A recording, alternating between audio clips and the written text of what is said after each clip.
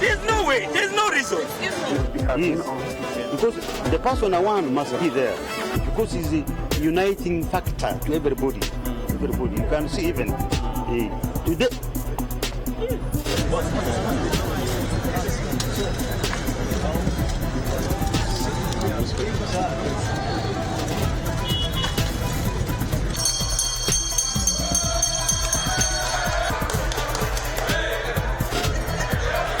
I'm rising under Rule 163 that Honorable Anita Evelyn be taken to the disciplinary committee of Parliament. You don't have to shout. Members not willing to sit, and the Speaker not also willing to sit, members who don't want to sit. This House is adjourned to Tuesday, 2 o'clock.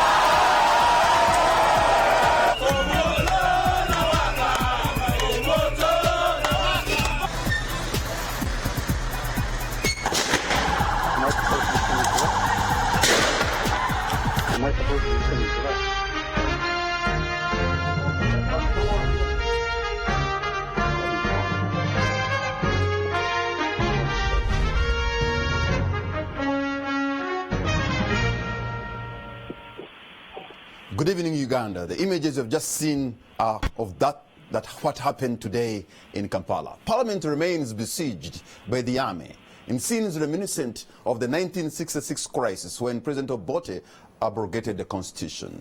This siege comes ahead of plans to table a motion seeking leave to later bring a private member's bill to lift the age limit provision. Are we back to the dark days where the gun rules supreme, or this is simply a measure to avert violence? On the spot tonight is a panel of 6, including former General Duties Minister Professor Tarsis Kagwejere, former Leader of Opposition Professor Gengala Tigo, the acting FDC Party President Alice Alaso, State Minister for Planning David Bahati, and political analyst and lawyer Robert Kirunda. But first, let me connect to Mr. Godba Tumushabe, Executive Director of Great Lakes Institute for Strategic Studies, who has a story to tell because he's witnessed a lot in the last 24 hours. Godba, can you hear me?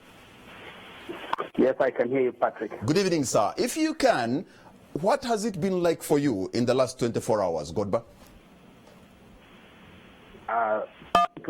The last 24 hours have been quite a challenging moment for me and for my colleagues at the Great Lakes Institute for Strategic Studies. Our offices were attacked yesterday evening at 5 p.m. And the police came with a search warrant without any clear indication of what they were looking for. Just general statements of a number of things that they should be looking for. And so for the entire night we were locked up in the office, the police going through a number of things one by one. We stopped at about 5 a.m. in the morning, and the team went out, and but I was held up in the office until morning, until later in the day, and the police was able to complete their work this evening, but essentially most of us who had been, particularly me who was held up in the office. It wasn't a pleasant experience. I should say though that I must applaud the men and women of the police who came to conduct that exercise because of the way. The professional manner in which they did their job, they are being courteous and you know being friendly. I also was able to see the real image of the police that we never get to see on our streets.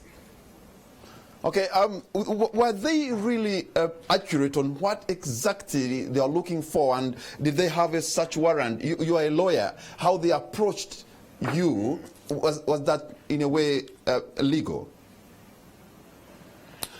No, I mean, as a lawyer, I don't think that a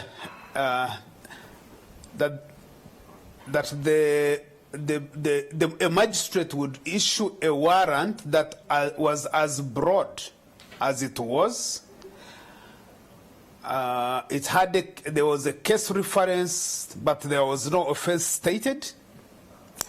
The closest I would get was with the affidavit sworn by the person who applied for the warrant, basically where they mentioned that they were following up cases or incidences of questionable financial transfers.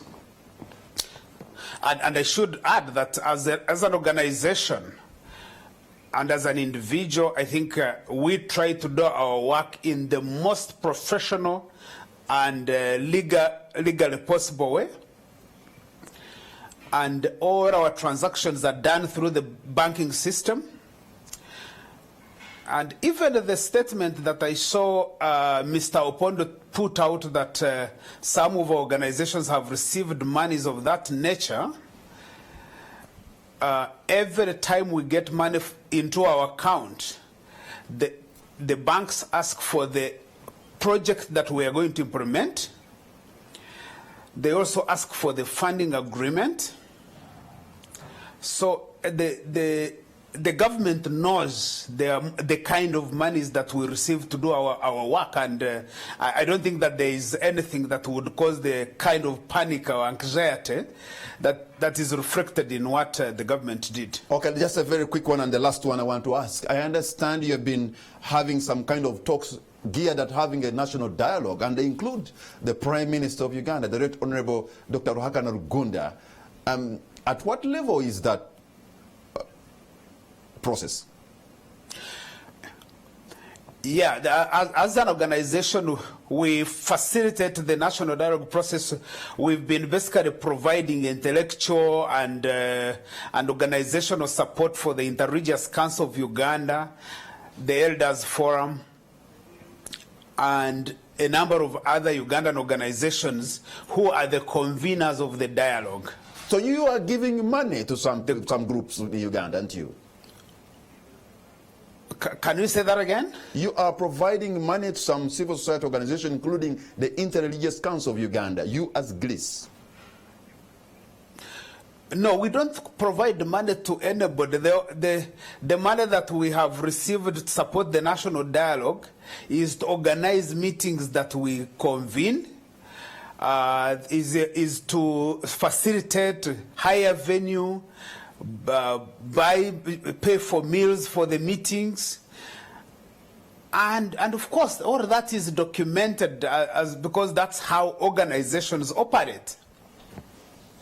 Mr. Godba Tumushabe, thank you very much for your time and for your contribution to this show. Let me come back to my panel, Honorable David Bahati, Professor Ogenga Latigo, Honorable Alice Alaso, Professor Tassis Kabwejere, and Mr. Robert Kirunda. I'm going to begin with you, Honorable David Bahati, because what we saw and the images we have seen are ugly.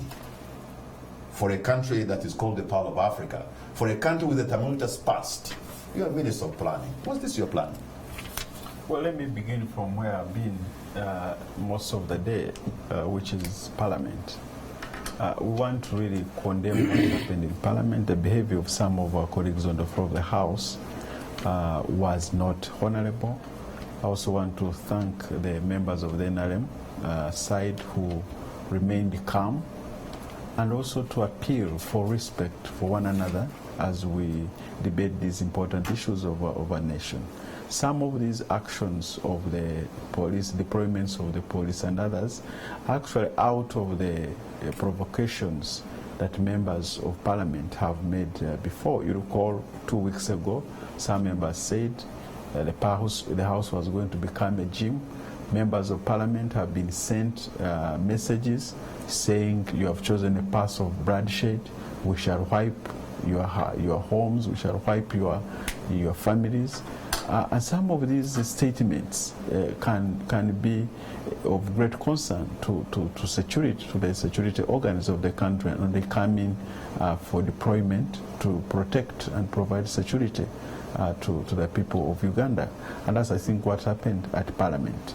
Then, of course, I'm not the one who deploys, but at least the kind of intelligence information that they receive of the plans of people who want to cause chaos can really necessitate some of these deployments. So I think it's important that as we approach these issues, let us agree that we debate let us agree that chaos on the floor of the House will not produce the best results for our country. The brutal arrest of the Lord Mayor of Kampala in the manner that they did on live television was horrible. Whereas you are condemning some members of the opposition and those who are against the lifting of the presidential age limit, I think it is also important to look at the other horrible acts that were committed by some of your own. Well, I've spent most of my day in the House. I'm just watching what happened outside Parliament. But as I said, there are also information that is coming. For example, at Makere, we want to sympathize with those who have been injured, but at the same time we also got information that some of the leaders in this country are involved in organizing students to come and cause havoc in the city, which I think is not right. Yeah, but you don't shoot them. Yeah, certainly you don't shoot them.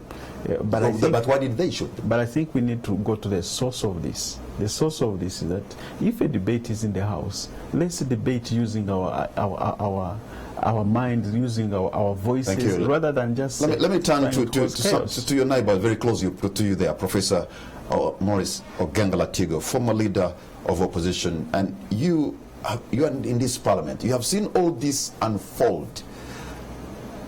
Should we, at this point, even be, as you, the 10th Parliament, be debating removing the presidential age limit in the Constitution? Or if we are to debate, shouldn't we, as a country, be debating strengthening the Constitution? Well, basically, you know, my brother David said we should look at the root cause. What we cannot ignore is the fact that when the Constitution was made, and with the preamble that talks about the background, the things that the country went through, and the danger that this Constitution was supposed to put aside so that we look to the future positively. In that Constitution, there were two provisions, because each time conflict arose because of the presidency. People acquiring the presidency in a manner that undermined others, people clinging to power, and people abusing that authority that the country gives to them. And so everybody accepted the Constitution, expecting that with the term limit and the age limit, we have adequate checks to ensure that we have a smooth transition from one president to the other. Because it is only when a president knows that tomorrow I will be an ordinary person, and therefore I can be subject to account, that impunity would end in this country. Honorable Alisa Lasso. And so, when the term limit was removed, we tried our best. We were in Parliament. But at least we said, okay, fine. Even if that happens, we will still see a peaceful succession. When President Museveni, for whom the term limit was removed, reaches 75 and retires, and then we'll bring back the term limit. Now, before that happens, they're now removing the age limit so that President Museveni continues. This one is a dangerous provocation to the country. Okay, let me come to you, Honorable Alisa Lasso. I just want to know, how dangerous is that? Because it is provided for in the Constitution. What they are doing is legal, is democratic, and it is provided for in the Constitution. So why can't you respond in an equal measure, in a legal and democratic way, other than what we saw? Well, I think it is not enough just to say you have the mandate to amend. I guess that's what you're asking me. Yeah. Just that they have the mandate to amend. Actually, before even going to the depth of it, have they broken any law in what they are doing? No, they haven't. Okay. But what I'm saying, what I'm about to say is, before I even get into the depth of why I think they shouldn't be doing it now, I am watching the House, the Parliament of Uganda, there are people who we've not even heard their names. They have not even made a maiden speech in that house, made in their first speech. But they claim to understand the political and constitutional history of this country to the extent that they think they can amend it. So their silence is an admission of ignorance? Yeah, I mean, if you don't understand the political history of Uganda, if you don't understand the background to that constitution, you've not even read the preamble to the extent that you have not even made your maiden speech from your village which sent you to that house. And then you think you have the capacity to understand the implications of amending that constitution. I think that is very disturbing. But that aside, what Professor said is for me extremely important. That whether you have the opportunity, the power to amend, or you don't have, that notwithstanding, the point is, when you do amend, what are the implications? What was it that they were trying to deal with? You know, we are dealing with a situation when in 1986, to benefit one person, I understand the people who came from the bush suspended all activities of other political parties. At that time, it was for one person to guarantee that President Museveni is undisturbed. In '89, they extend the life of the NRC, and we are all watching. And then in 2005, the same people come and they say, no, it's not for President Museveni. He's the only one who was not eligible. He had already run more than two terms. And then now we are in 2016, and the same people are coming and saying, no, it's not for President Museveni. He's the only one who is who would be bad. The rest are not complaining. And so if we do not recast, if we don't go back as a country to what professors just said, the instability that was caused by the failure to transit from one person to another peacefully, then for sure we are heading to instability. Okay. So it doesn't matter whether they have the power. The implications for me is what is very significant. Honorable Professor Tarsis Kabwejiri, when you look at the issues today, you have an economy that is struggling. You have a young, jobless generation. You have even an NRM manifesto that does not even talk about lifting the presidential term limit. Is this the most important thing that we should be talking about, given what we are facing today? We are talking about it, and because we are talking about it, it has become important. When does a matter become important? When it is being discussed in Parliament? Are you going to have something that is talking about Museveni, a president, as just my neighbor here has said, or her neighbor, saying, a man, Museveni, is it for him or is it for Uganda? That becomes important. And something becomes important when people attach importance to it. So what is important in this case, in my opinion, is to check the question as you have raised. Is it legal? If anybody says it is going to bring chaos, let us be told, like here, how chaos is manufactured by this arrangement, this amendment of the Constitution. Let's be given the steps which the chaos is going to get into. How does it take the shape that we are anticipating? To me, what happened in the Parliament today is showing three things. One is what Aris has been talking about.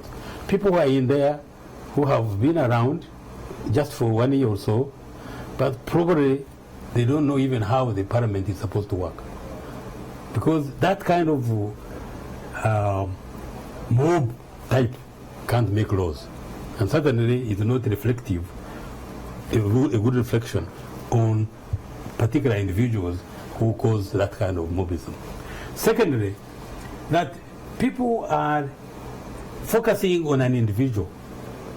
This is much talking around. Museveni is one individual, a human being. He won't be here 10,000 years from now. I have put it so far. 30, 40, 50 years. But the constitution, as it opens for everybody. In fact, I said it the other day that the beneficiary of this amendment, if it gets through, include the PSG, include all these who are aspiring to becoming to becoming presidents, because then the age 75 will not stop them. And it opens up anybody in the future. Kamara, I don't know how old you are now. If 75 is not your dead end, you can also make it. You have run the studio, you have been here. When you are 75, you stand and you become president of Uganda. So, to me, the opening up into the future is not just Museveni. Museveni is going to phase out by nature. Okay. Nature itself is there to do its own job. Professor Tassis, when they removed the term limit, the first and direct beneficiary was President Museveni. When you remove the age limit, in fact, the first and direct beneficiary we see is President Museveni. Kamara. And that is what the Honorable Alice Lasso is talking about. Precisely. There is always the first. There is always the day one of Twice.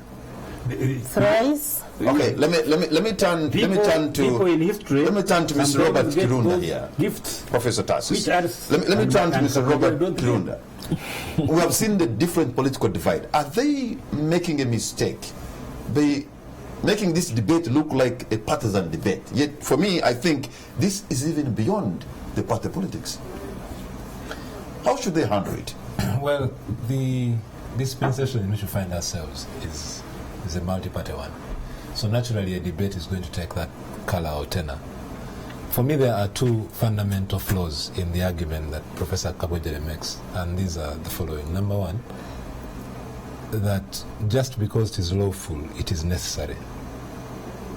I think the depth of dishonesty in people hiding behind the law in this debate is what has upset me more than anything else. You see, my view is NRM should just come around and say, you know what, we're doing this for President Museveni, because I challenge them to name any two 75-year-olds other than President Museveni who they really missed fielding in the previous election, or who they think will run in the next election. So I think that that is dishonest. The second mistake that everyone is making is assuming that this discussion somehow started a few months ago.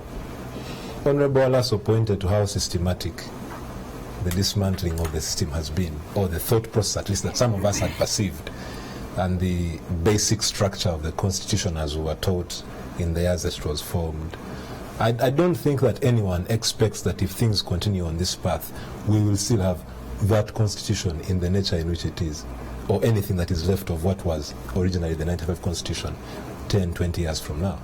Because you see, when the checks go, and I have argued elsewhere that the deconstruction of the individual's power, if you look at the NRM Constitution, I mean the 95 Constitution, you will find that power centers were given to the people at 3 levels.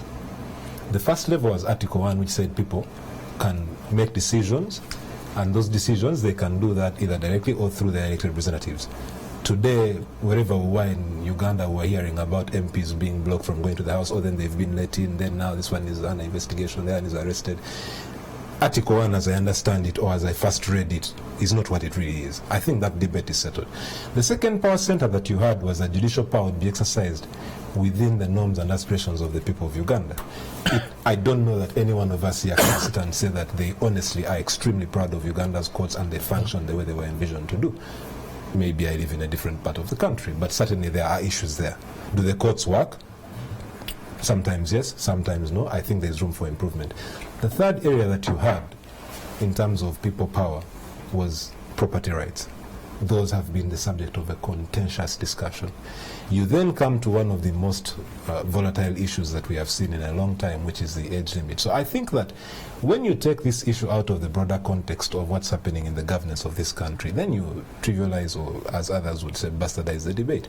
Let us look at it in the broader context of where has Uganda been? Where is Uganda today? I don't think that anyone, even those in the NRM today, can honestly sit here and tell me they know how it will end. You see, and for me, that's troubling, because the Constitution was meant to be timeless. Not that it can't be amended, but beyond being amended correctly, let's be honest about the motives.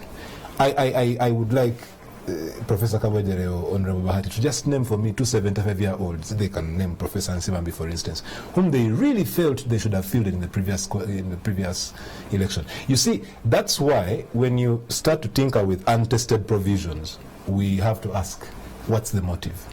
And if we can't find a better answer than to allow President Museveni to run, then we'll settle with that answer. So either they give us a better answer or we will stay there. But if you ask me what this means for the future of this country, I can tell you that if you go into the deeper analysis of how did Parliament become the way it is, I don't think it's because there are MPs who came yesterday. There have always been new MPs. It's because of the nature of politics that has been cultivated over the last 25 years in this country.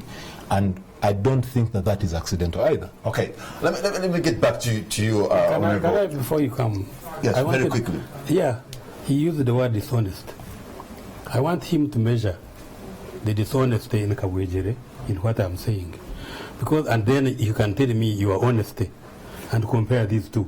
Because this business of labeling people dishonest, it's not going to refer to you. No. You say the government, how do you measure a system? You cannot then measure the Kabojere's dishonesty. Yeah, but when you say everything is being being dishonest, I think it's important. Well, I think it's important. Or thereabout. Yes. President Museveni was quoted saying that those who are calling for the removal of the age limit, those are idlers. Those are idlers. Now his own party is talking about the same. Isn't that dishonesty? His own ministers in cabinet. Because he said those are idlers. And now he's not stopping the idlers. I think it's important. But let me go to, I think I've answered you, sir. Okay. Congratulations. I would be very happy to clear the air should that be necessary. Anyway. I wanted to, because you see, I don't want Professor Kabojere to live with some impression that I have a disrespect for his views or his person. No, absolutely not. My point was not that Professor Kabojere is dishonest. No. My point is those who are arguing for the age limit, for as long as they continue to hide behind it is lawful, they are being dishonest. The point is this. And let me finish my point. Can we have one at a time? May I also believe that? Okay, fine. Professor, let me finish my point. The point is this. If we cannot find a better explanation other than the fact that President Museveni should run, who, by the way, in his biography says that there are those who are now fit enough to hold president, who is on record for having said that at 75 there are questions about whether he's still interviewing him. And I think that was an interview that you conducted, so I'm not misaccurate in my facts.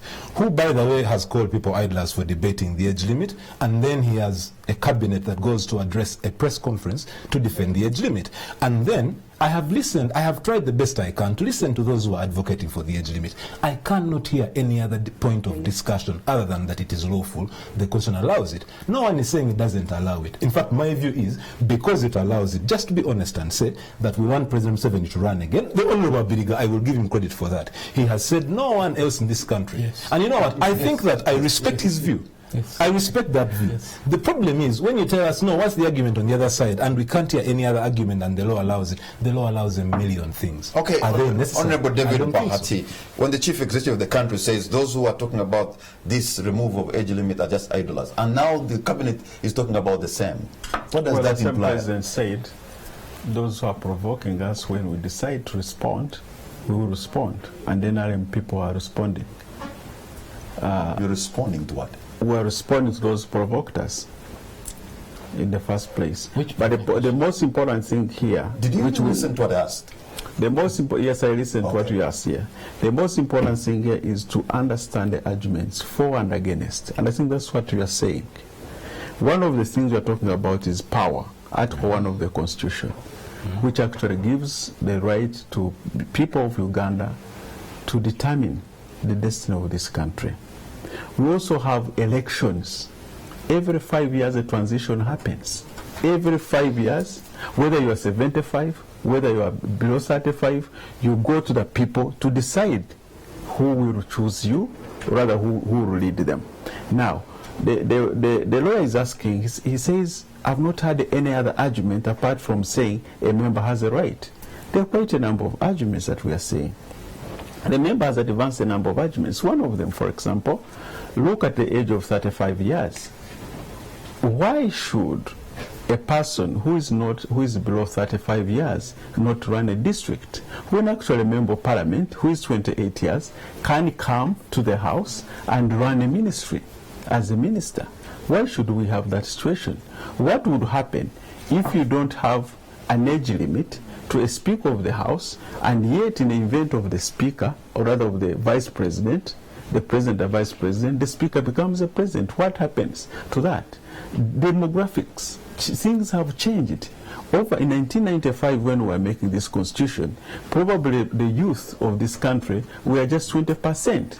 You have a situation where 78% of the people of Uganda are between the ages of 18 and 35. Okay. These people have a right to vote, but you don't want them to have a right to be voted for. Professor He asked Latigo, if I can make yes. one point. He also said, who else have you been looking at? Let me just take you close to where you are.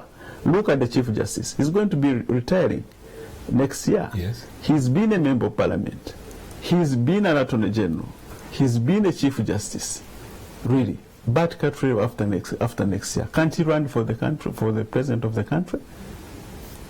There are quite a number of examples. He was asking like, who among you in the NRM? So is he one of yours? Why should that be a question that he should answer? People are not chosen. All right. Let's. This is how we're going to Professor. People must have an interest in the office. Professor Latigo, your neighbor is talking about taking care of the demographics, of the young people, as if the demographic dividend looking lower. Do you believe him? You see, when Mr. Kirunda talked about dishonesty, Prof took offense, but I'm going to say it again.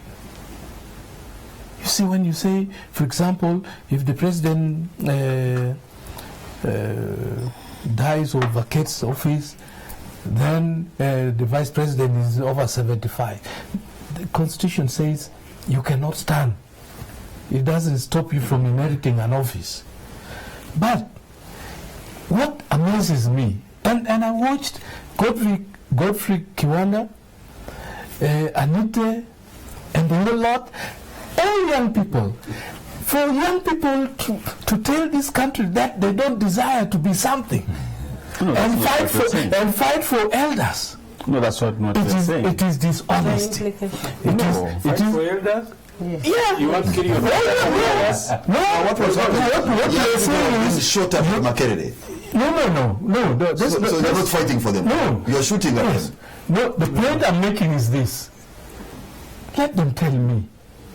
Anywhere in East Africa, anybody who was a politician and became president through politics who was 75, including President Museveni, including Milton Obote, including Uhuru Kenyatta, including even Mzee Kenyatta himself, including Nyerere. None of them were 75. So 75 is not an impediment to becoming a president in this country. So why should it be there? Look, wait, let me just finish.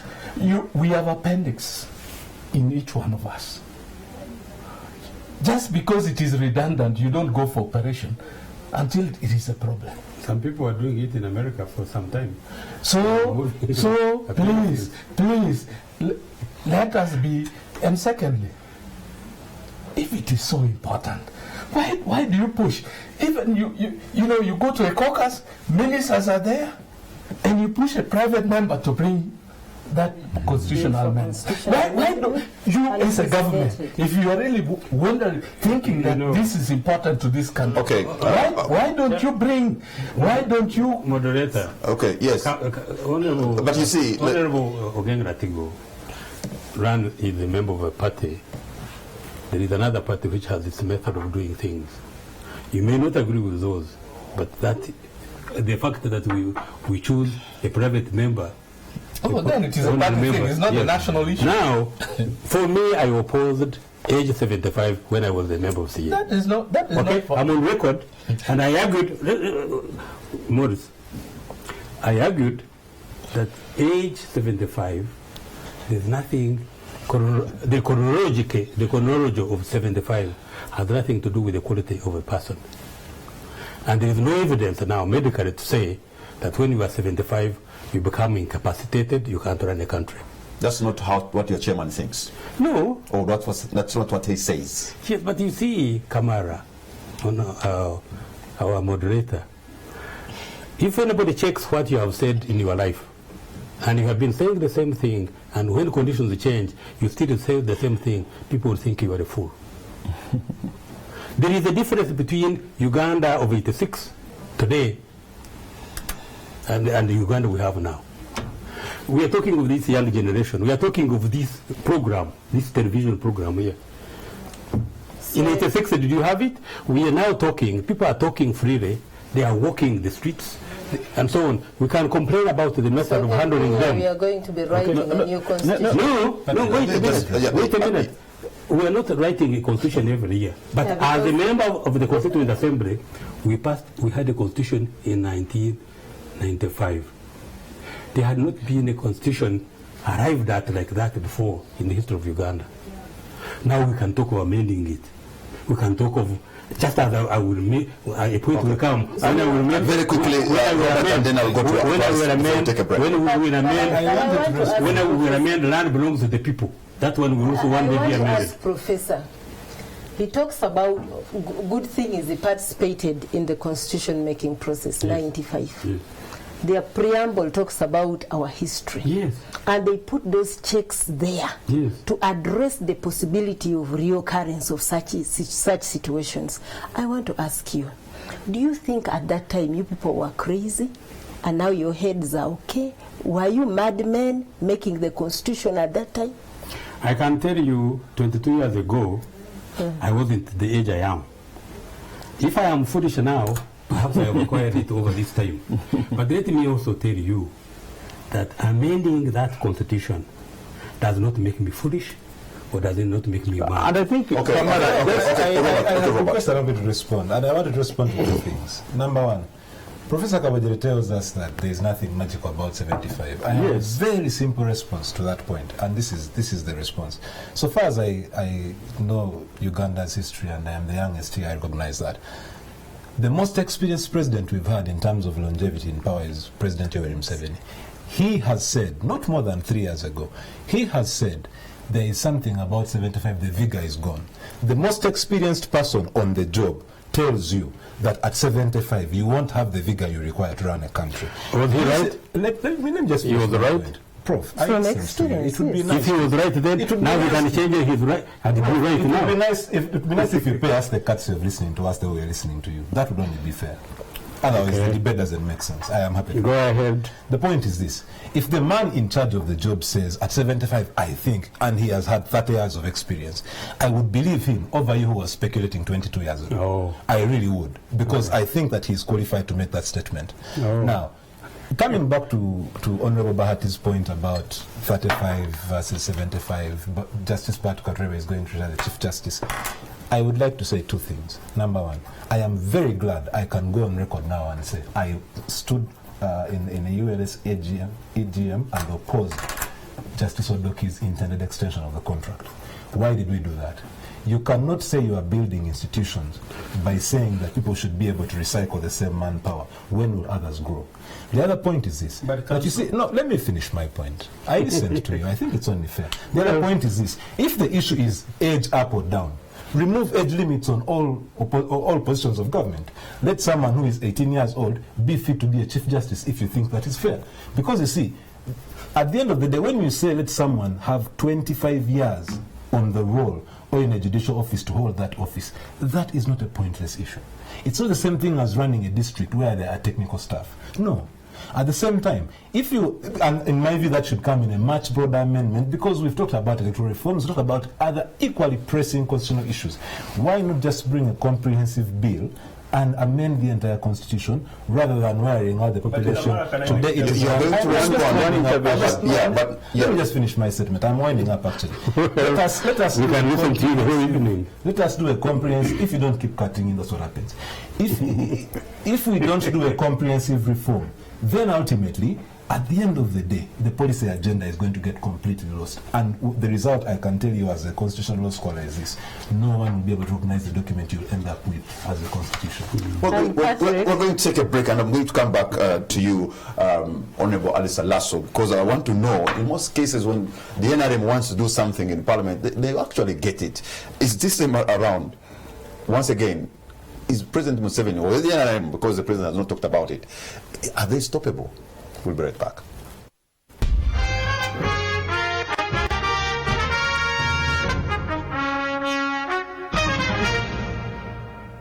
The Ministry of Water and Environment, in conjunction with Youth Go Green, present the first African Youth Conference on Climate Change and SDGs.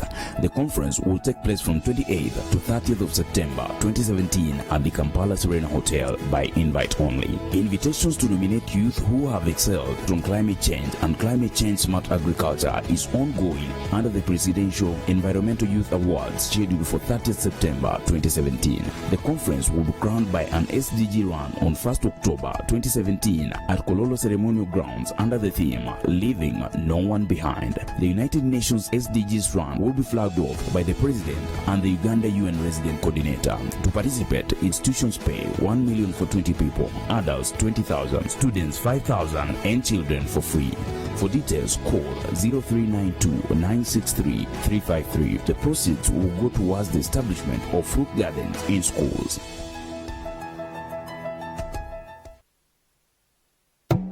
Pregnancy means different things to different people. What would a pregnancy mean to you now? In my situation? No. That's why I use a coil. What about you? Jeez, I am not ready. That's why I use pills. We can't wait. We are ready to have a baby.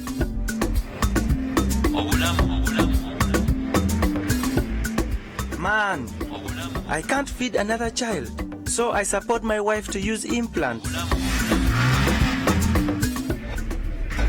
What will another pregnancy mean to you now? My land got finished. That's why I even got a vasectomy. Trouble. My parents would kill me, that's why I'm abstaining from sex.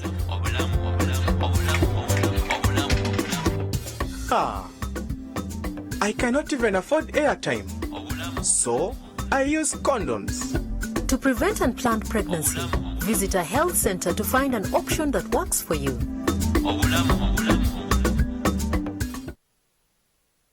Don't miss this week's episode of Coke Studio Africa.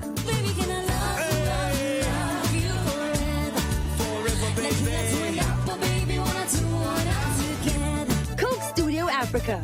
This is where music meets. Are you in need of being refreshed, beautified, and renewed? Come to Sparkle Salon and be pampered by our team of experienced staff that will leave you feeling rejuvenated. At all Sparkle Salons, we offer professional barber, hairdressing, nails, beauty and wedding services to a cosmopolitan clientele in a comfortable environment using proven products at affordable prices. Just walk into our outlets and you'll be instantly attended to. Our salons are located in major shopping malls with safe, ample parking space for your comfort. At Lugogo Mall, Garden City, Forest Mall, Oasis Mall, and Acacia Mall. Sparkle Salon. Professional, affordable, and quality services. Selena! Hello. Kitchen gets a 10 out of 10. Thank you. This also gets a 10. Should we see the toilet now? Sure. This gets just one. It is clean. But not perfect. Better than my cleaners? Impossible. Challenge. Try the new Harpic 10X. Compared to ordinary cleaners, Harpic stick formulation removes yellow stains 10 times better, giving you a sparkling clean toilet. Wow. Now you also take the Harpic 10X Challenge.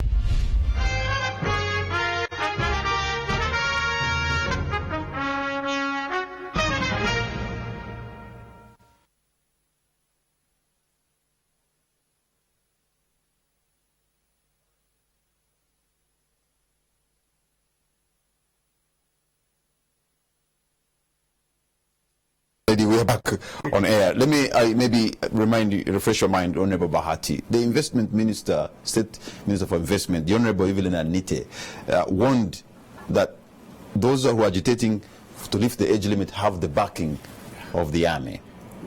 And is the army and police now being used as a tool for intimidation? No, is it partisan? Just one thing before I come to that.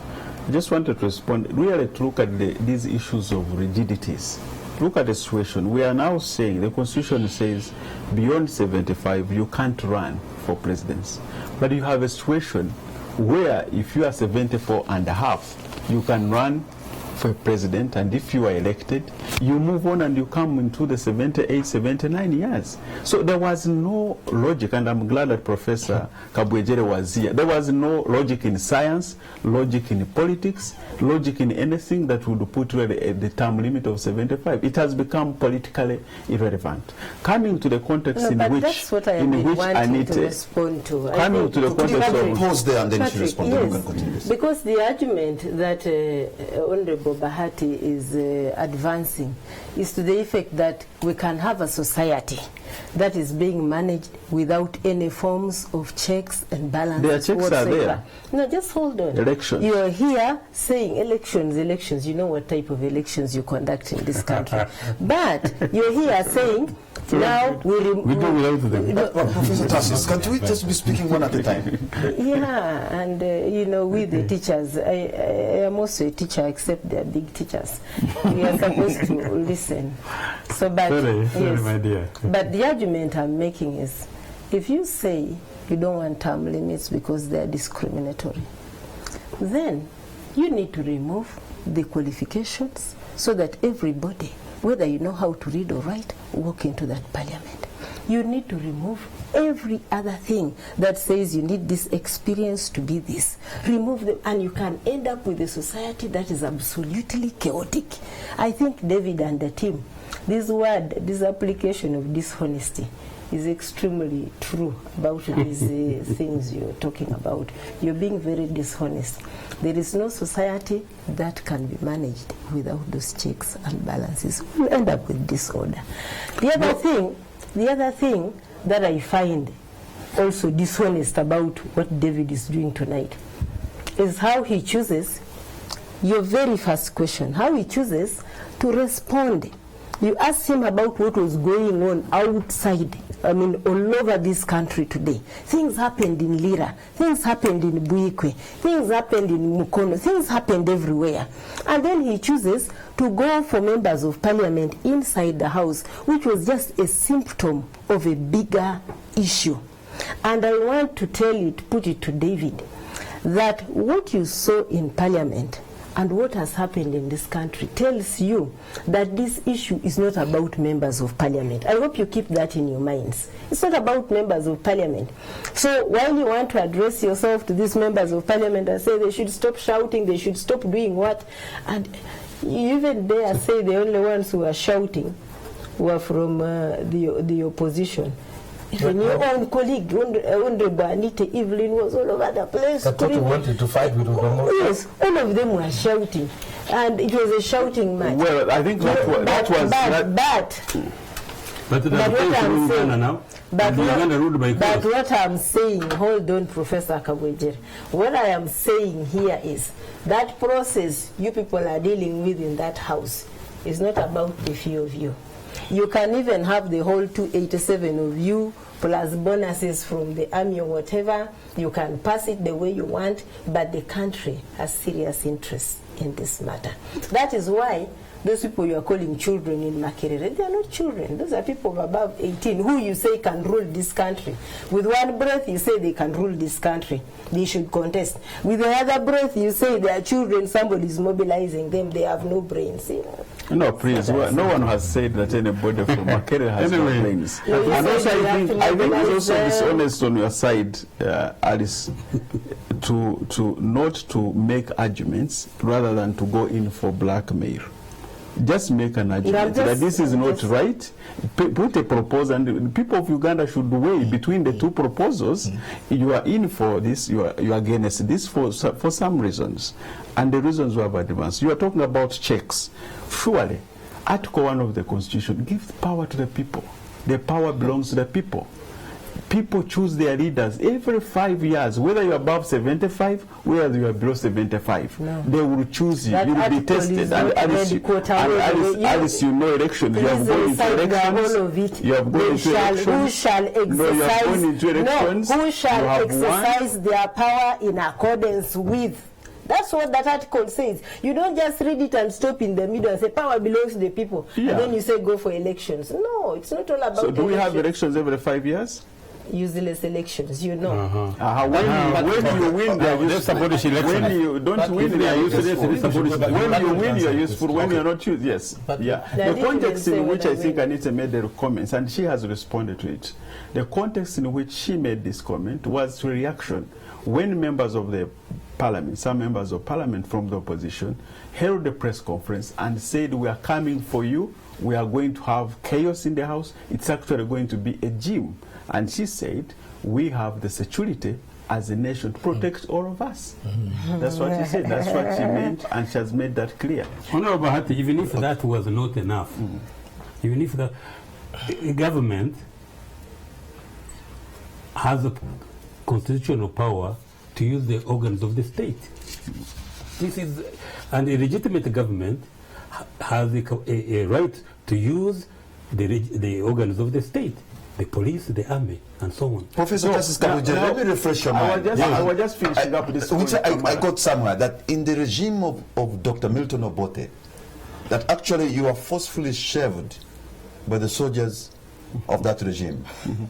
So they are using what they had then, and it was okay. You know, you make judgment. No, but did that happen to you, sir? Kamara, many things happened to me, and I had to leave Uganda and live in exile. And even when I came back, I had no job for 2 years and so on and so forth. There are many things which have happened to me.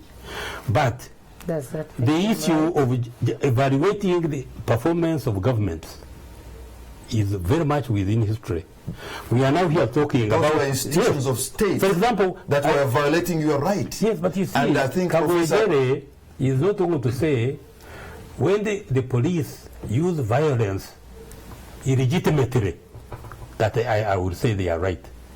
But if anybody threatens to come to parliament and the state doesn't use the machinery to stop that happening, then it will have failed. And I don't see a government of NRM failing to protect the state, protect the population from people who want to walk to work, people who want to defy anything, people who want to come to parliament and do their thing. Professor Patrick, that same parliament, on the day in 1986 that President Museveni was being sworn in, people walked to that parliament.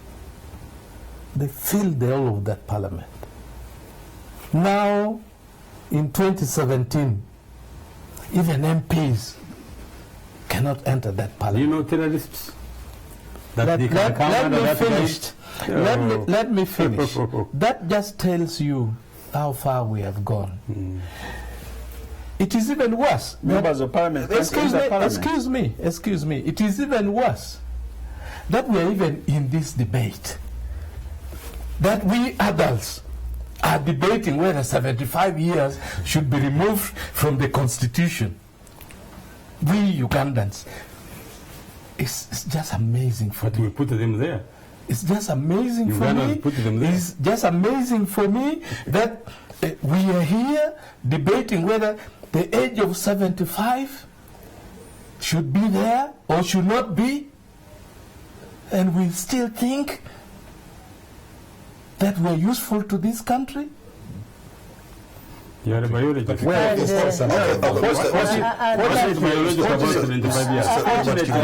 at a time. Kimunda first, then you'll get it. You'll come back. I just wanted to say something about the use of the forces and the Honorable Anite's comments. With the greatest respect to Honorable Anite, your colleague, I think that in my view, in my very humble, and I could be wrong, the only polite thing for the Honorable Anita to do would have been to walk back that comment. And I'll tell you why. The context in which some of us watched scenes of Parliament under siege, in my view, cannot be justified by the fact that 3 or 4 MPs said we're going to make Parliament a gym. I am aware there's a gym in Parliament which is hardly ever used anyway.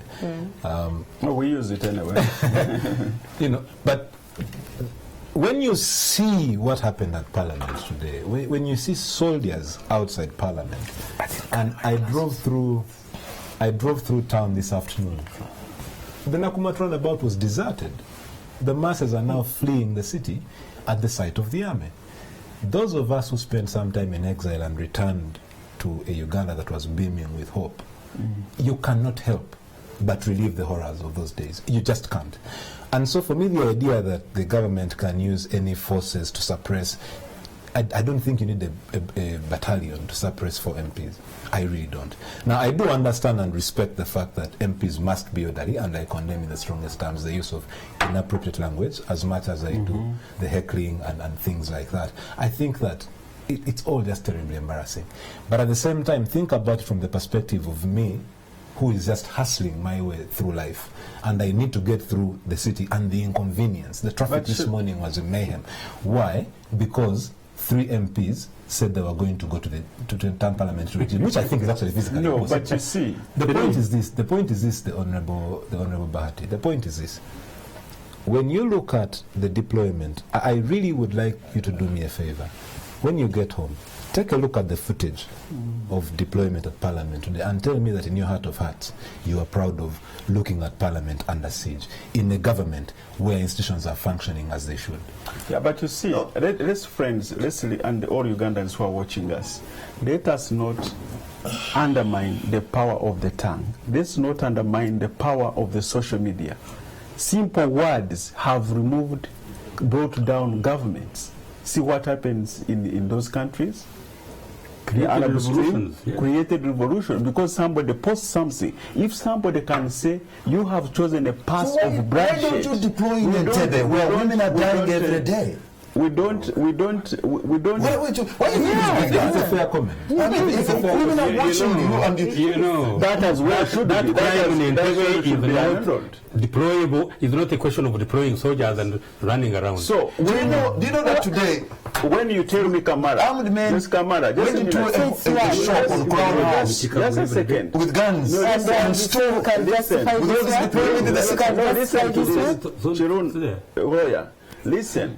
So when you tell me that a member of parliament who has a following, no, that's a gross failure. One at a time. Yeah, when you tell me a member of parliament who has a following of over 10,000 people, 100,000 people on Twitter, you know, says we are going for bloodshed, is a simple statement, and then the security will just leave alone like that. I get that is not true. And that is not fairness. In fairness, I think it's important. I respect you should take these things very seriously. I respect your view and I hear you. Yes. But my point was this, and I said that if anyone is saying go for bloodshed, that person certainly should face the wrath of the law properly. Yes. The idea that the solution to that is you deploy and surround Parliament. Yeah, but you don't want anybody to be touched. No. Remember the Honourable Sechikuba. No. Honourable, please don't misquote me. I didn't say I don't want them to not be touched. I said use the mechanism of the law as we understand it.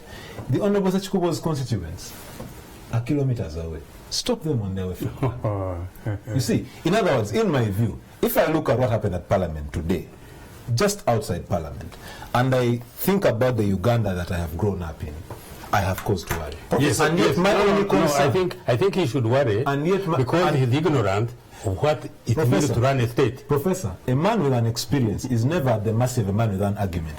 You might have run the state for whatever time that you did, and I am telling you that you can never be in the shoes in which I have lived for my life with my experiences of exile. And believe me, young and short as they might be, I have just as much a stake in this country as you do. And the assumption that somehow those of you who have been in the echelons of power are going to sit here and dictate our future for us is the most basic assumption that you are making. And I think you are yourselves walking yourselves by a short route to the chaos that you are saying others are threatening about. Okay. Because you forget the lesson of history is this. The lesson of history is that ultimately, with or without guns or weapons, with or without armies and things like that, with or without the power of the tongue, those masses you are talking about will get fed up, and then I'd like you to tell me with your wisdom and knowledge and experience how that all ends. Now, a civilian like me, I'm telling you that genuinely speaking, I go home and I can't explain this to my kids. In his book, Professor Tarsis Kabwejere, Impassioned for Freedom, the late Deputy Prime Minister, Eria Kategaya, who broke ranks at one point with President Museveni, said as plans were underway to lift term limits. Let me bring you this, let me read for you. In the 2000 presidential election, we had told the country that this was the last and final term of President Museveni. It is in his manifesto on page 11. My answer was, how are we going to turn around and eat our own words before the people? How are your supporters of lifting the age limit going to make a U-turn? When the president revealed this in an interview I had with him. This was who's talking? The late Professor Kategaya. The late Eria Kategaya. Yes. So what do you want to comment on? Then I can respond. I can respond. I can respond. You see, all of us who are in politics have a responsibility to this country. Hear that? No, and I agree. And that responsibility cannot end with us.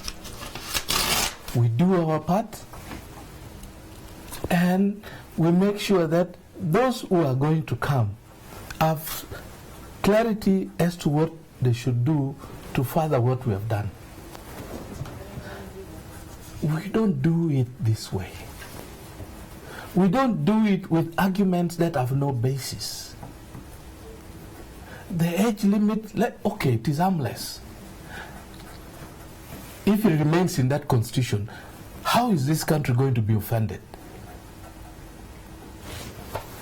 But if you want to amend it, and it is going to bring people on the streets, it is going to bring policemen to even check members of parliament, is it worth struggling to do it? Where is this rationality gone? That we cannot even see that, look, if this thing is causing problem, let it be. Where is this rationality gone? And we pretend that, no, it is not about President Museveni, it's not about us, it is about us. Let me tell you. We have been in this thing before. I come from the north. It means the group where when Aminu was killing people and they were being told this is bad, they would say, you're the one, you get killed. I was in UPC. I used to tell my own guys, I was chased. And my parents in the 1985 elections had told me, because I was studying in Kenya, said, don't come back. It's the same thing. No, let me finish. Let us not pretend. Because to pretend is to betray this country. Okay, let me bring for Professor Tarsis Kabwejere maybe a more clear quotation again from the book of yes, because we have yes, this is what he says. Yes, I'm going to come to you. I have observed. That's what I say? No, I'm saying this is what the late Professor Kategaya say. Sorry, the late Eria Kategaya says in his book Impassioned for Freedom. I have observed that the longer one stays in power, the more one is insulated from reality. The trappings of state apparatus tend to make one live in an unrealistic existence. He continues, there is need for retirement and let fresh blood be infused into the system. Your own history, if I've left that, your own history shows that at one time, armed men came into your home and shaved you by force. And the institutions of the state were harassing you. Do you want to go back to that? No, please. I don't want discomfort. Just like him, he has been in exile. I have said, there is a time when we were in the State House, President Museveni there in the caucus with Mbabazi. I said, Mr. President, you and Mbabazi must get along. I don't want to go into exile. In record, I said when people were listening, they were there. I don't want any chaos in this country. What he has said is true, is correct. People in power, if you have studied power, There are people who benefit from the power, who will come and mislead and misinform the person in power. They just, if you have read Shakespeare, there were people who come and dance for the king. They get messages, they get what they want. We seem to be back in the Shakespearean days. But were you not there? Today is Shakespearean day. You see, people tend to think that society of yesterday and the society of today are so far apart. Yes, they are different. But what we are challenging, power is the same thing of days of Shakespeare as it is now. The people of power have power. That's how the state is developed. In fact, the state developed to take away the power from individual leaders so that it is embodied in the state. And the machinery is impersonal. That's why the police can arrest the president. That's why the army can actually take action against the president. Because these institutions are bigger than the individual. And that's why for me, to say that Museveni is the issue now is actually wasting time. Museveni is a human individual. Museveni happened to have played a part, and that part is recognized and recognizable. If people say we want him to continue and amend the constitution, I think that is okay. But, and that doesn't close the future. I am, this age I am here, and I have said it openly to people, I'm in my 77th year. Okay? Now, I don't think when I was 50, I imagined I would be like I am today. When Museveni said at 75 perhaps, Kamara, can you imagine what you will be 25 years from now? What would you say? Can you confirmly say, I will be this in 25 years to come? So anybody attaching so much importance on what Museveni said should also check himself and see, or herself, and see whether what he said 10 years ago, if he looks back, if he can check, whether he will say it the same way again. He's a man of vision, and I believe what he says, as a vision leader, he believes in it. Vision he has, and vision he has had 30 years. But on this one, then, you seem to say he got it wrong. No, that's not him. No, I'm saying on that is what he stated. That he didn't know. That is at 75, he stated something. But the thing is, I wouldn't want even to bring him in because he has not come out now. The majority of the talking is about Museveni. Of course it is. Why should we pretend? Yes, why should we pretend? Yes. Let me give my view. To the extent of becoming the immediate beneficiary of the proposed constitutional amendment, we cannot remove President Museveni from this discussion. But two, I think that there are other people who have a vested interest in the continued stay of President Museveni. And they will also, especially people who have amassed wealth in this country, ill-gotten wealth. And they know that their survival, the assurance of their estate depends on that argument of Professor Kabwejere, having power. So they think that if power shifted hands, if President Museveni is not in charge, and you have acquired wealth which cannot be explained, you have defrauded this country, I think they are threatened. And they have... And they should be rightly threatened. Yes, they are very threatened, and they have a very serious interest in this matter. So it is twofold. It is twofold. There is President Museveni, the individual, then there are the beneficiaries from President Museveni's continued stay in power. Second, no, I listen to all of you. I listen to all of you. Be gentlemen. The second thing, I used to be in that parliament, and they would say there was a 50-year plan, and Professor Kabwejere would protest. They brought documents and laid on table that there was a group of people. Yes, Dr. Nabuiso, right. He brought a document laid on table, and there was a meeting of so and so to rule this country for 50 years. Now, when you people see the deployment of the army, the troops all around, I think it is to enforce, to ensure that the atmosphere for legislation, you can't claim if they choose you from a village in Serere, that you can come and meet those soldiers there and then go to the house and speak your mind. Really, really. Parliament.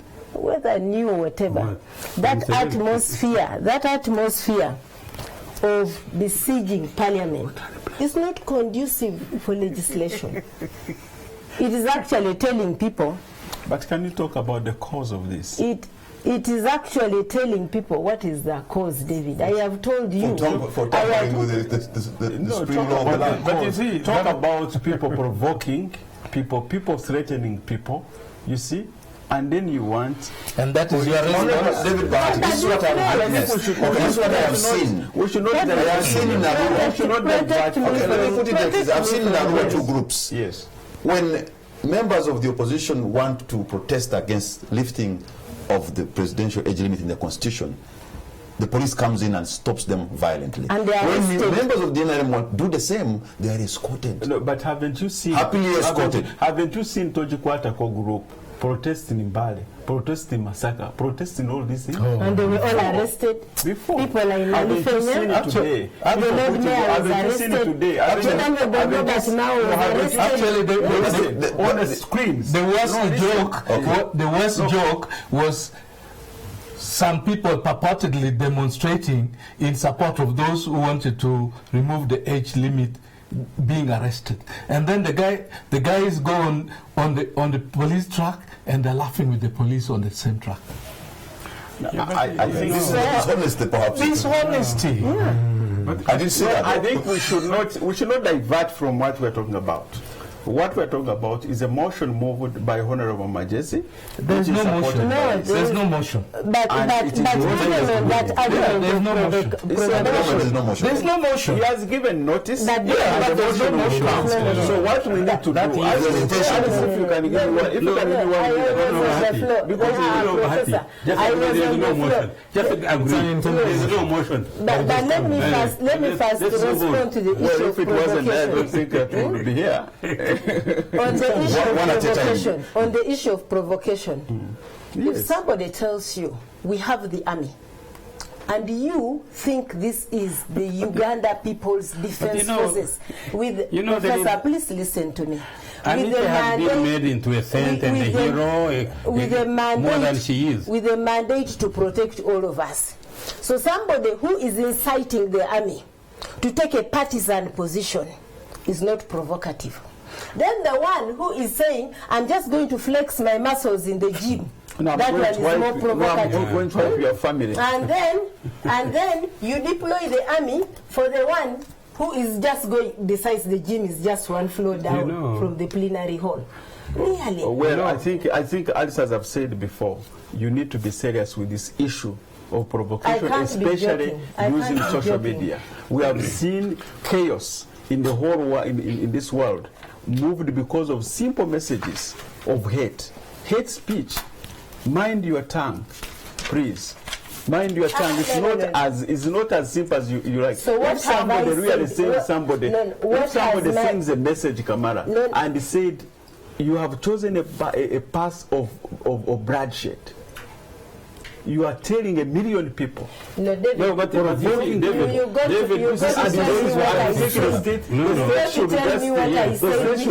the state should just look at this.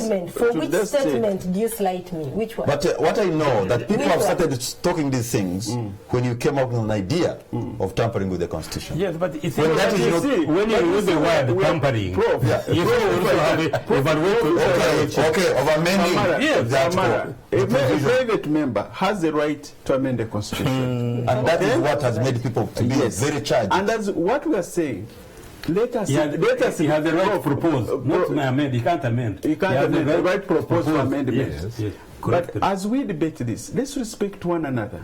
Come up with arguments. You have said there's no base for amending this. State your arguments in the House when you are leader of opposition. I will argue. I have made my position clear.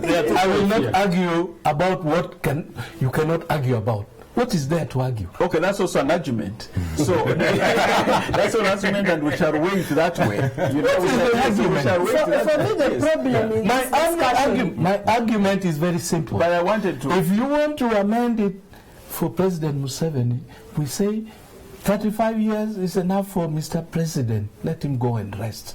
We will amend that constitution when he's not there, and we will restore the 2-term limit, because it is important.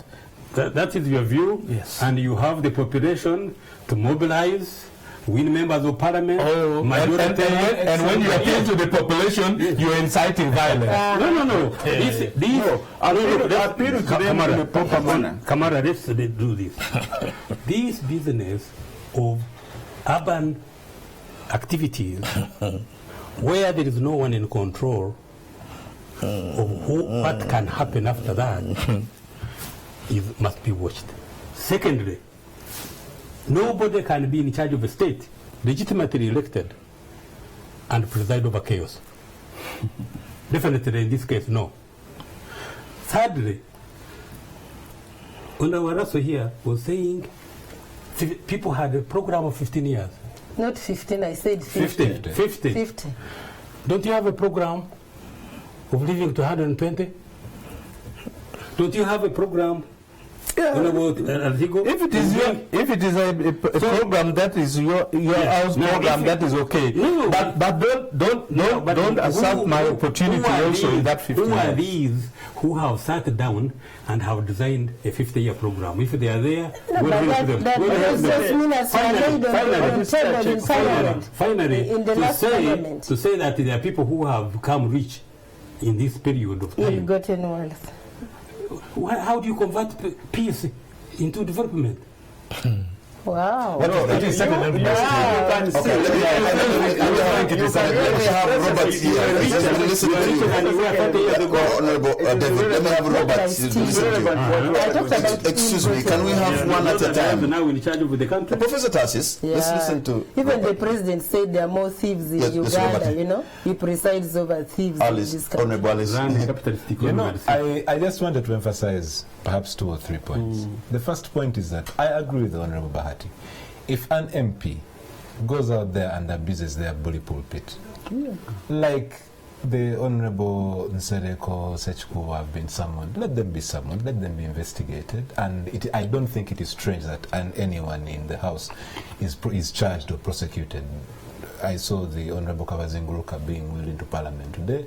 I don't know that he has been absolved of the treason charges on him. That is the way the system should work.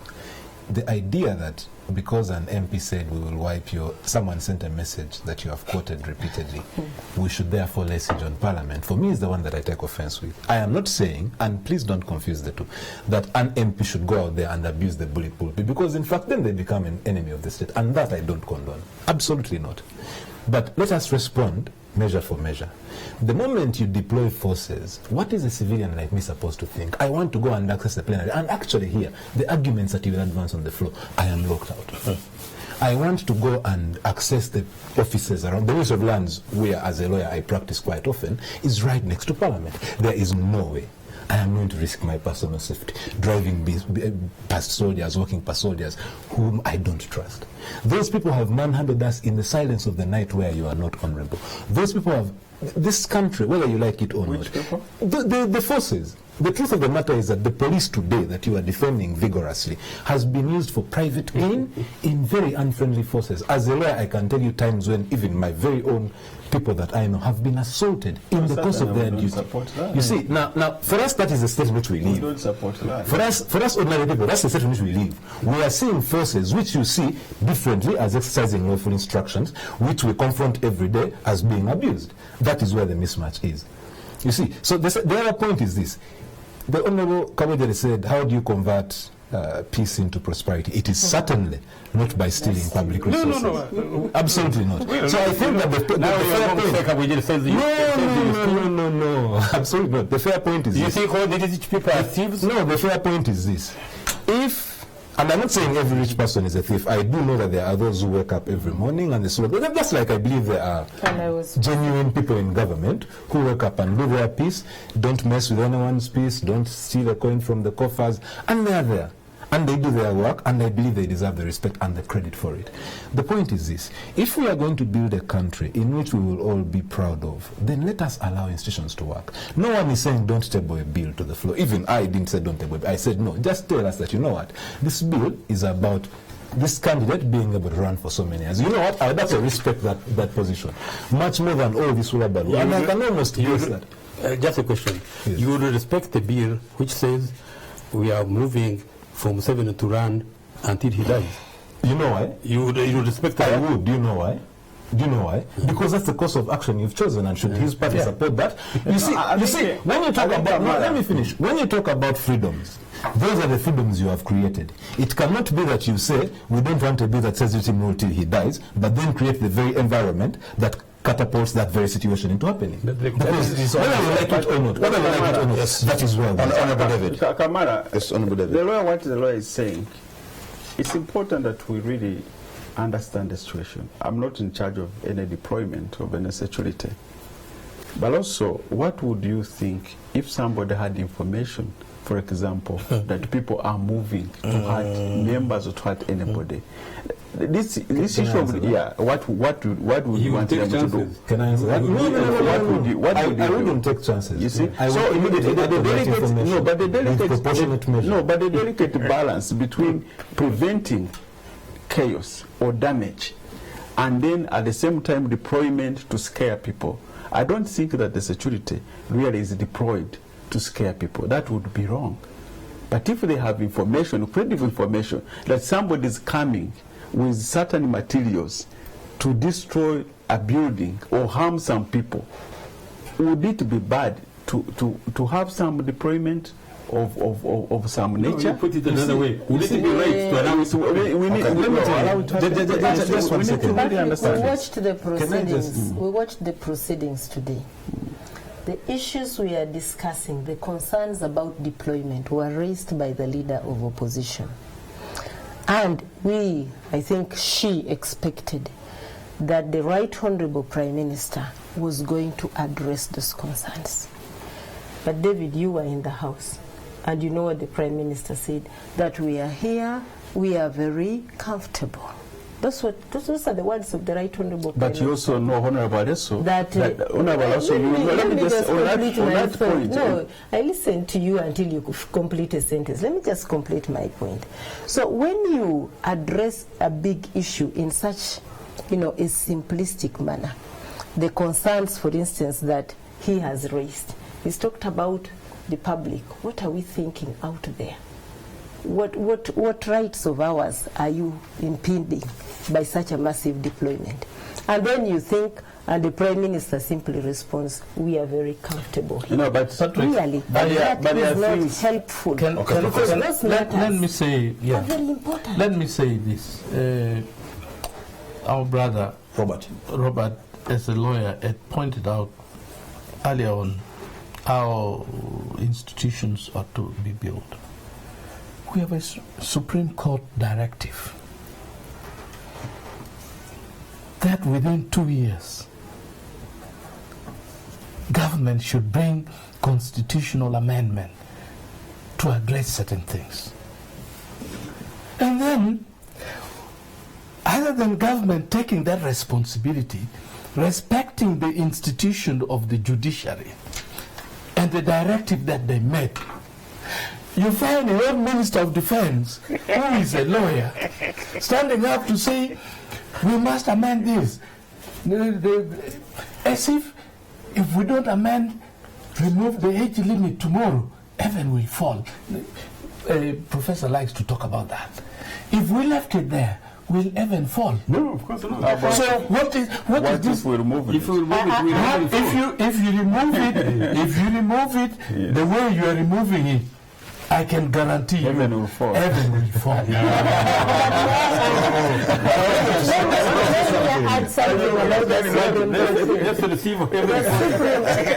The directives of the Supreme Court, I can tell you, are being misinterpreted deliberately. Because the Supreme Court did not talk about, there is nowhere in that ruling, they call it a ruling or a judgment. The directives. There is nowhere that it brought issues of lifting the age limit. And no one has said they brought it. People jump up and say because the Supreme Court has directed us. Can I inform you? I have been hearing. No, but can I now inform today. you? I have had members of parliament. Actually, the government chief misinformed. I watched that today. We must correct this record, Kamara. What the member has said in the proposed motion is that there are recommendations which were made by the Supreme Court and they are time bound. And it's important that we, both executive and parliament, listen to the judiciary. Namely, the issue of, in case there's an annulment of elections, the 21 days to have a fresh elections, 10 days of a petitioning, you know, the High Court, issues of technology. In addition to that, a member has brought in a new proposal which is entitled to bring. So go and bring that comprehensive amendment. Since I say this with a lot of pride in my heart, and I salute my colleagues at Makerere who brought the amicus application that resulted into this thing. Let's just say that, Honorable Bahati, you will agree, I hope you will agree, that the fair thing to say about, if you want to cite that Supreme Court decision, is that go and bring a comprehensive amendment. It may or may not include age limit. But that is the only fair thing to do. Don't amend piecemeal. Go and bring a comprehensive amendment that addresses, let me finish, that addresses electoral reforms. Because those 10 recommendations that you cite as a basis to table this private member's bill, if I have understood you correctly, or if the member, if I have not misunderstanding the person who cited them, were really intended to improve electoral governance. Because the argument that I made in the Supreme Court on behalf of my colleagues was this: you cannot consistently expect to file presidential petitions when you're talking about a legal framework which has been condemned by the Supreme Court twice. This was about electoral reforms. If it is going to be the basis for a presidential a lifting of term limits, then in the very least, and this is why I said a bit of honesty would help. In the very least, age limit. In the very least, go and bring a comprehensive amendment, which, by the way, I hope that you will be able to do in the remaining 6 months because time has been running, that deals with all these issues. Then we can say this is being tabled in the interest of streamlining. But you see, you're a lawyer. The moment you start to cherry pick and choose, we say your motives are suspect. Okay, this is what you're a lawyer. We're going to take a break. You know, you can't stop a member who has come with a proposal. You can. You cannot. Okay. You cannot. We're going to take a break. When we come back, I will open the line so that you two can be a part of this discussion. Let's take a break. David, even if you did, no one who has a right to stop me.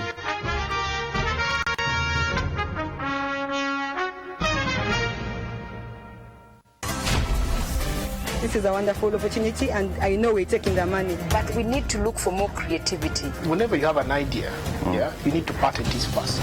That's how you secure it. How are you going to fight the new market entrance? Give it to me. Like that. Take it. Tell me that I am beautiful. You'll wait for me until I resurrect. Then, Lorenza Maloido and Matias Rey have secretly married, despite the hate between their families.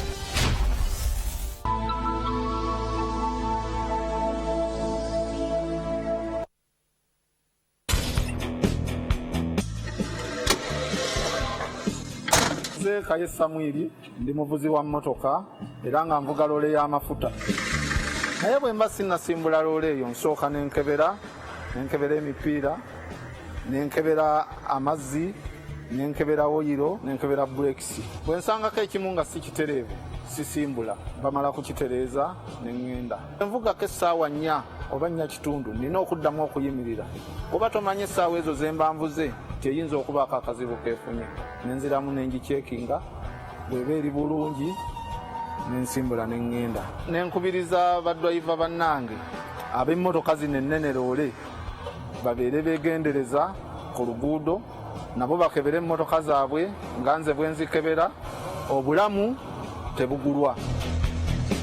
This message was brought to you by Viva Energy and NTV Uganda.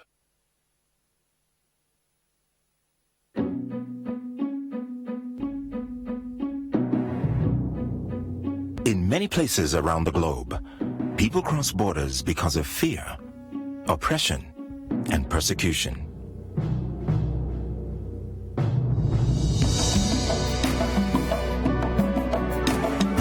But in East Africa, we cross borders for the right reasons.